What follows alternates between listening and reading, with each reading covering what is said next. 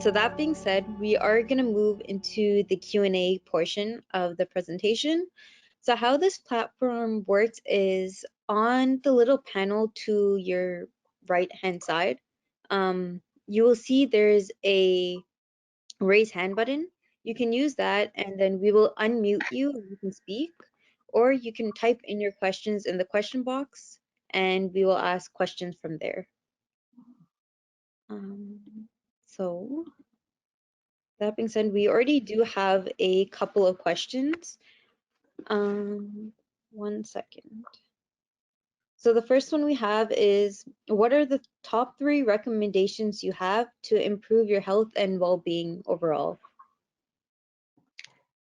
Overall, and only 3? I'm going to give more general ones with this. I'd say be honest with yourself, with where you're at, what resources you have, and where you can start to make the small changes. So nutrition can be really helpful, but you also need to take care of your body in other ways, like exercising, and that doesn't necessarily mean going to a gym. At one point, I was really sick, and the one thing that I was able to do was walk. And that walking did so much for my mental health.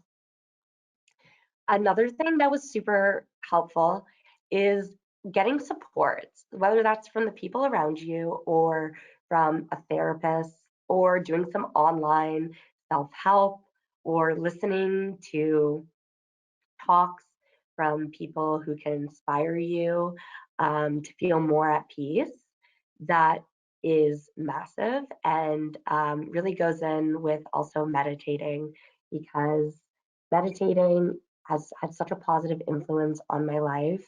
No matter what religion you belong to or don't belong to, meditation is something that is fundamental to our human wellness, because it's allowing ourselves to actually listen to what our body is saying. And sometimes that message is really hard to sit with. But yeah, I would start with trying to sit with yourself, accessing the resources that you can, and just knowing that you're probably going to have to throw a lot of things at the wall before some of the stuff sticks. And don't try to overload yourself like that.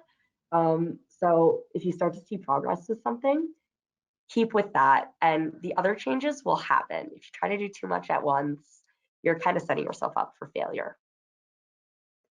I really relate to the last point, because I have a habit of like, oh, I'm gonna start changing this, this, and this, and then it always fails. So I really Yeah. need to one step at a time. So the next question we have is, can preservatives kill microbes? Yes, that's what they were made for. So yeah, when we started talking about like the Western diet and started doing a lot of research, everybody really focused in on the fats and the refined carbs and all of these sort of macronutrients, and then like the lack of micronutrients from fruits and vegetables, obviously. But the food additives were like really sneaky, and there's actually a lot of research coming out now that these food additives are kind of like what's fueling those effects. It's not just the fat, it's not just the sugar, it's all of it together. And unfortunately, preservatives are in so many foods. It's in things you would never even imagine. And that's why reading the ingredient list on packages and foods is good, as long as you don't take it overboard. Not every chemical name is bad for you, but getting familiar with some of the common additives or emulsifiers, that sort of stuff, can help you avoid it. Because you could actually get 2 ramen noodle packages, and one could be full of preservatives, and the other one is actually not, but they're both instant ramen noodles. Yeah, I didn't even know about that, the whole 2 packages with, I guess, different products. It kind of makes sense, but I never look into those things. Um, so the next question we have is, what foods do you recommend to start healing a leaky gut? So this is actually a really difficult and complex question because what's leading to a leaky gut, which like I mentioned, it's your gut's not actually leaky, it's you're having a dysregulation of how the microbes in your gut are talking. So it really depends on what's causing this sort of effect. Is it IBS? Is it just general stress? Um, the best things you can do is try to increase your fiber and antioxidant. So, not any one specific food. The more diverse foods that you can eat are the best.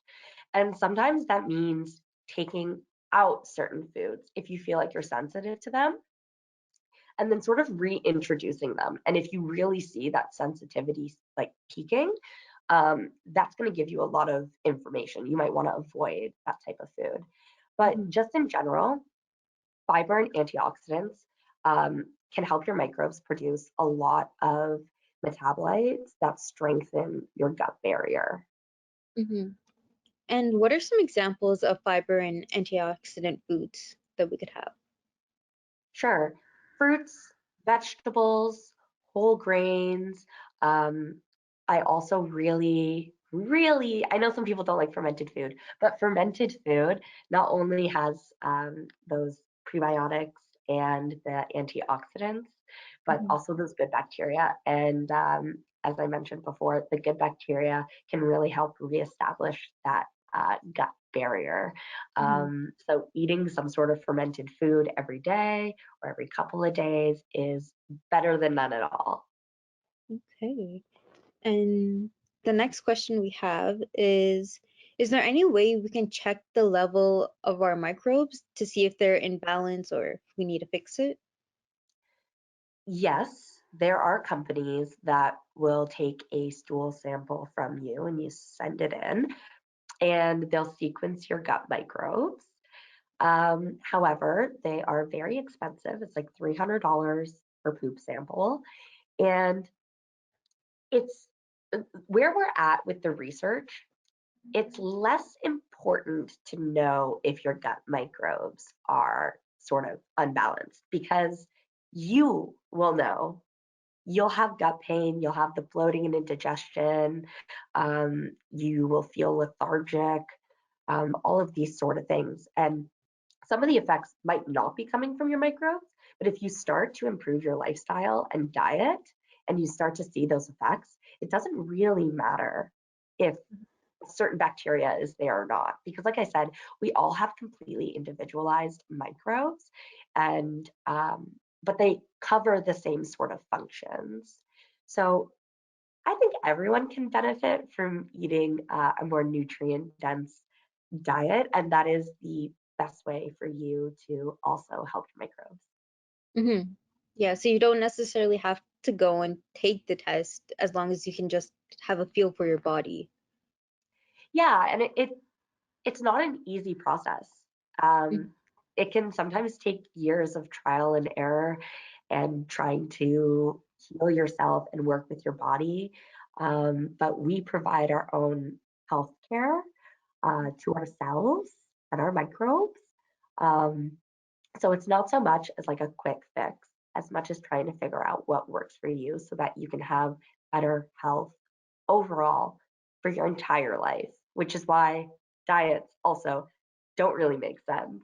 Like we have a diet as in the things that we eat, but a prescribed diet kind of comes with like, oh, once I reach X goal, I stop. And then what are you going back to? Yeah. So next is you talked a bit about probiotics and prebiotics. Which one do you recommend or is more beneficial to having a healthy microbe? Well, they're both important because prebiotics are found in the foods that we eat every day, anyways.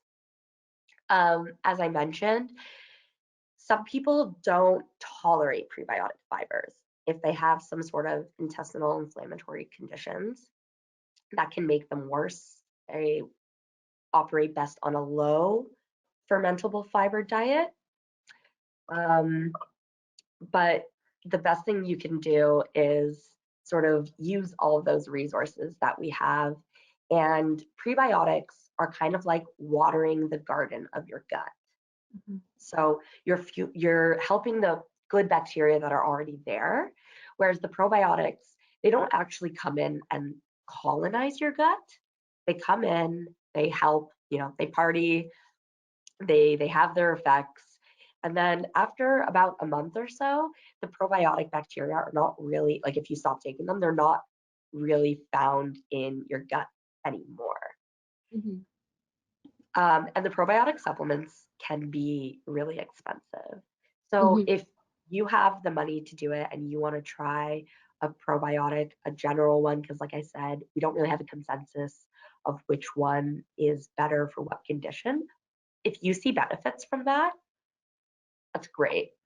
Mhm. Um, if you don't, you might want to try going the prebiotic route and the fermented food route. And also, these changes in your body, in your gut microbiota, in your health, they take a while to appear. So you also have to be patient. From having like a diet change, like if you end up completely changing your diet over time, it takes about a year for that new composition to stabilize. So we're in it for the long haul. Wow. A year. Every time I think of like changing a diet, I guess it comes back to diet culture. You always want like instant results, and a year is a very long time. Yeah. Some of the stuff you can see pretty immediate results. Like if you tolerate the prebiotic fiber, I take it every day. It really helps with like general gut health, keeping you regular, indigestion, bloating, pain. Might make you a little gassy at the start. Same thing with like beans or cruciferous vegetables like broccoli or cauliflower. But the more you commit to it, your body will tolerate it, or it really won't. And then that's when you know that's not for you. Got it. Got it. Um, so do spices play a role, or are they just there? No, they're definitely not just there. So spices, I should have mentioned this earlier when you asked about antioxidants. Spices have a lot of antioxidants. They also have what we call non-nutritive components. Um, so these are things that aren't nutrients, but they have bioactive uh, actions. So things like turmeric, which are known to be very anti-inflammatory, and other sort of spices like cumin, coriander, different herbs, cinnamon, that sort of stuff. They can all have positive effects on your gut microbes. Actually, really interesting. In a food lab that I did when I was in my undergrad, we had a bunch of different types of spices and we put them on a petri dish where we were growing bacteria, and most like bad bacteria, and most of the spices inhibit the bad bacterial growth. Although we know that they can help our good bacteria, and our gut's like not a petri dish, but Mhm. it's that sort of idea that we might be able to help the good microbes that are already there. Oh wow. Um, so what exactly are fermented foods? So fermented foods, and there's like a whole variety of them, right? But it's basically where you have microbes that start to digest the food. They produce acids and other sorts of compounds that are really good for us. And it basically preserves the food without having to use artificial or added preservatives. So, for example, my favorite vegetable ferment is sauerkraut. You take cabbage, cut it up, rub it with a bunch of salt, put it into a jar, and it just sits there. And after like a week or two, you have a fully fermented cabbage dish, and it doesn't spoil, right? If I was just to leave cabbage out on my counter in a jar, it would get moldy. But the bacteria that are fermenting it, and the bacteria are there on the cabbage already, but the bacteria that are there and with the salt, it helps them digest the food and then produces all those things that are good. The one fermented food I eat the most of is kombucha because I brew it at home.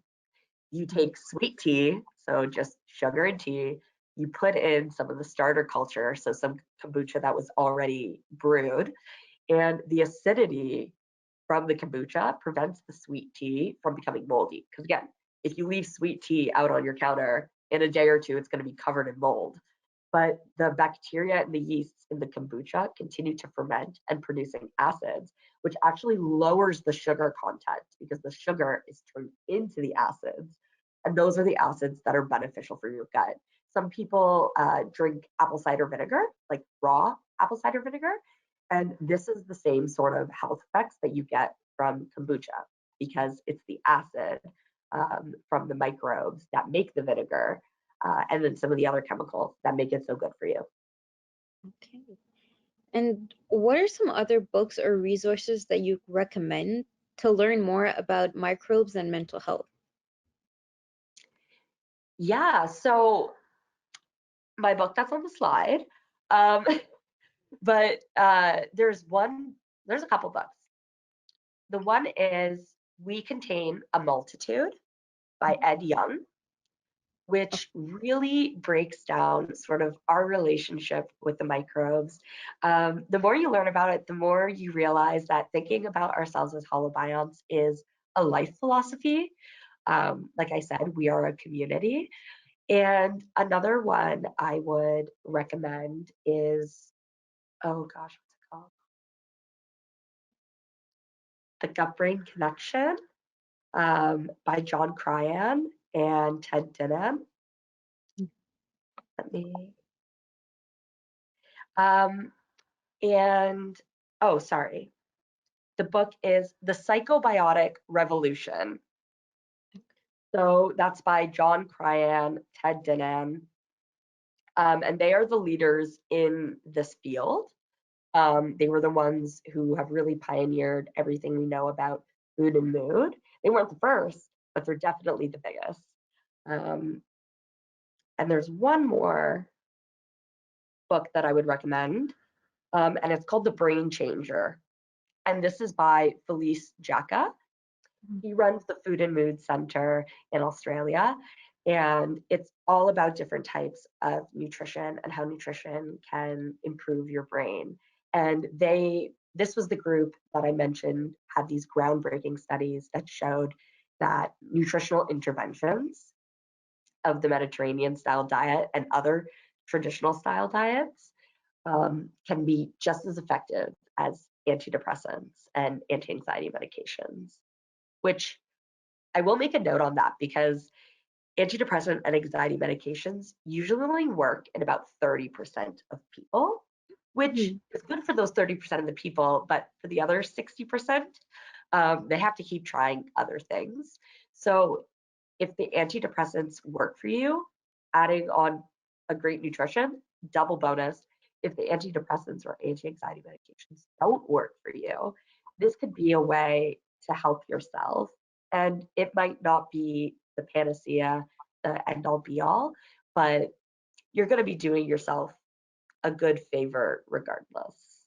It is hard to eat better when you are depressed, though. Yeah. Um, and so does meat have an effect on your microbe? Yes. So this is a really contentious topic, so I'm going to tread carefully here. We are omnivores, which means that our body and our microbes are designed to be able to digest both plant matters and animal matter. If you're a vegetarian, you can get protein sources from a variety of different places, and they can be just as effective, even if you have to be a little bit more conscious about where you're getting your protein from. Meat can absolutely be part of a healthy diet. The key is moderation. So moderation does not mean twice a day, every day. The general recommendations are for meat 3 to 4 times a week, and then fish like 3 times a week, 3 to 4 times a week as well. Specifically, red meat, uh, it's fermented by your gut microbes as well in your gut. But if there's too much of it, and this is often the problem, is a lot of people eat a lot more protein than they think, because a serving size of like a steak or chicken is like the size of your palm. It's not that much. So, and with that, you're looking at 30 plus grams of protein. So if you're eating a lot of meat or protein in one sitting, not all of it gets digested and absorbed in your upper gastrointestinal tract. It makes its way down into your large intestine or your colon. And when microbes have access to those proteins, especially red meat, and they ferment it, they can produce some compounds that are not favorable. So red meat can be transformed into this compound called TMAO. The long version is you don't need to know. And this is actually a toxin for our liver. And then our liver converts it, and then we have to deal with that with our body. Um, this isn't to scare people off of red meat. It's just a be conscious, right? Because there's many things that can affect our body, but the recommendations are pretty clear across the board that plant-based foods have the highest source of nutrients for health. And you may have even heard about, anti-nutrients or lectins in plant foods. And these things are generally completely taken away by cooking. Another thing, and involved with meat as well, is in small, moderate amounts, having something that makes your immune system or your body system work or is pro-inflammatory is not necessarily a bad thing, because as long as we're getting it sort of in bursts, it's kind of like exercise. Exercise can be pro-inflammatory, but then once we stop, the result is an anti-inflammatory response. So I don't want to scare people off of like any type of food, but it's always just kind of one of those things of like, be conscious of the amounts that you're eating if you can. Mm-hmm. And does microbiome health affect period cramps? Yes, it definitely can. Um, there's some really interesting research with things like endometriosis, which is a type of, I guess, like menstrual disorder where you have very painful and heavy periods. This isn't my area of research, but I do know that there's research out there that certain treatments, like a good diet, can also help with menstrual pain, especially because it's regulating your hormones. Mm-hmm. I wish I could speak more on that specifically, but I just can't tell you anything for certain. That's okay. A little bit of knowledge is better than nothing at all. Um, can anti sorry. Can antibiotics have a long-term effect on microbiome health? The answer is sometimes. Antibiotics have the most effect on your gut microbiota if you're taking them when you're young, if you take a lot of them, it's like multiple infections, or if you have to take particularly strong and long doses of them. In fact, it's often the infection itself that can cause long-term changes to your gut microbiota. But like I said, your composition, especially if otherwise you're generally healthy, it bounces back. So they've done research that shows that after a month of taking after you've stopped taking your antibiotics, your composition and the function generally returns. You can take things like probiotics to help mitigate the effects of the infection and to keep your gut stable, because sometimes antibiotics can cause a lot of gut issues as well. Um, but if you need to take an antibiotic, you need to take the antibiotic. But there are certain things that you can do. You also don't need to be afraid of long-term changes. And if you do have those long-term changes, um, there are ways that you can approach your nutrition and diet, uh, or even through exercise, which has been shown to have like probiotic-like effects on the gut microbiota as well. Mhm. And in your opinion, what areas of research relate to gut micro gut health and mental health that you should know in advance or that will help you understand your topic? I think there's like the most basic stuff, which is understanding how fundamentally our microbes affect our body. Like I said, like our sleep, our cognition, our emotions, our thoughts, like knowing that kind of stuff is like mind blowing to Mhm. me.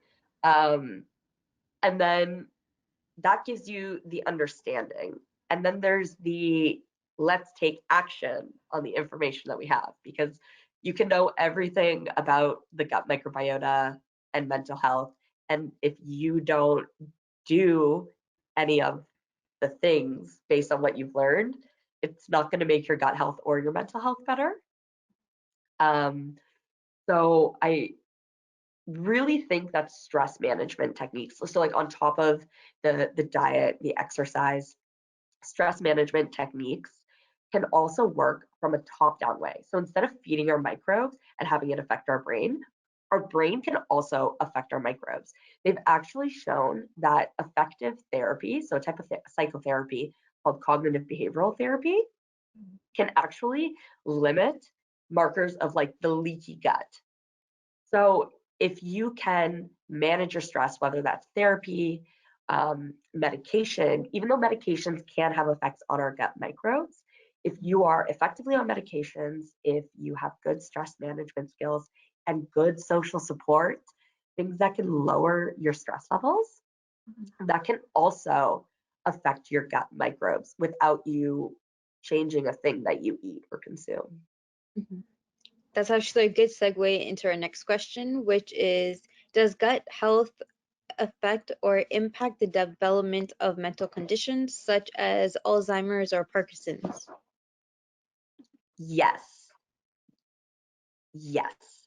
So there's kind of two really important periods in our life where our gut microbes can really affect our development. The first being when we're super young, right? Because our brain is still developing and our gut is still developing.